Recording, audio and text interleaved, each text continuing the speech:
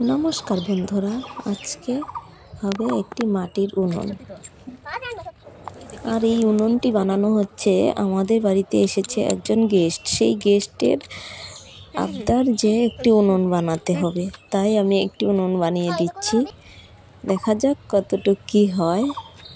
একটা হাঁড়ির মধ্যে মাটির প্রলেপ দিয়ে ওপর থেকে নিচ পর্যন্ত প্রলেপটা দিয়ে দিচ্ছি। ভাবছি উনুনটা এভাবে উঠানো যাবে না, শুধু মাটির মধ্যে দিলে, তাই একটি নিচে বস্তা দিয়ে দেওয়ার কথা ভাবছি। এই হলো আমাদের বাড়ির গেস্ট। দেখেন কেমন করে বানাই, তোমরাও বানাবে। দেখতে থাকেন কোনো অঙ্ক ছাইড়া যায় না। বারে বলে দিলাম আমরা ইন্ডিয়ায় থাকি। আমরা ইন্ডিয়ায় থাকি, এখন ফালাকাটায় আছি। তারপরে 2 দিন পরে আমরা মাসির বাড়ি যাবো বিয়ে খাইতে। লাইক করুন, সাবস্ক্রাইব করুন, কমেন্ট করবেন। দেখো বন্ধুরা, এখন আছে একজন আমার সাথে হেল্প করছে, আর একটু পরে দুজনই শুরু করবে। এই যে দেখো, দুজনই শুরু করে দিয়েছে। আর আমি কি করব, ওরা দুজনই উনুন বানিয়ে নিচ্ছে।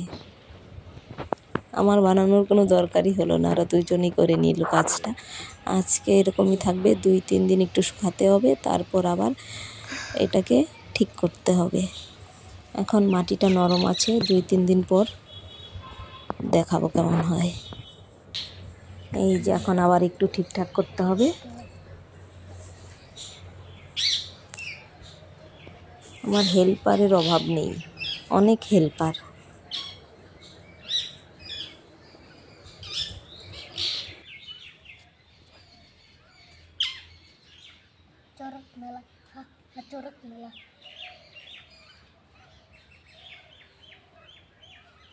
তুমি উনান বানাচ্ছ? এদিকে তাকাও একটু।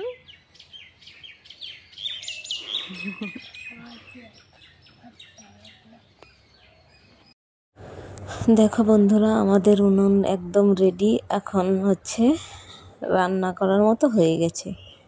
তো বাবান দিচ্ছে পাটকাঠি। এখন আগুন জ্বালিয়ে দেখবে কেমন চলে। শ্রেয়া করছে কাজ ওদিকে। আরও 5 কোন দিকে আগুনটা লাগাচ্ছে দেখো বন্ধুরা, পেছন দিকে আগুনটা লাগাচ্ছে।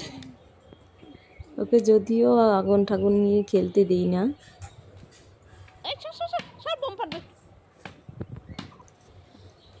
কি বললি? আমি কিন্তু আগুন জ্বালাবো। বাচ্চা মানুষ, আমি আগুন জ্বালাবো। হ্যাঁ, মা আমাকে তো আগুন জ্বালাতে একটু দাও না।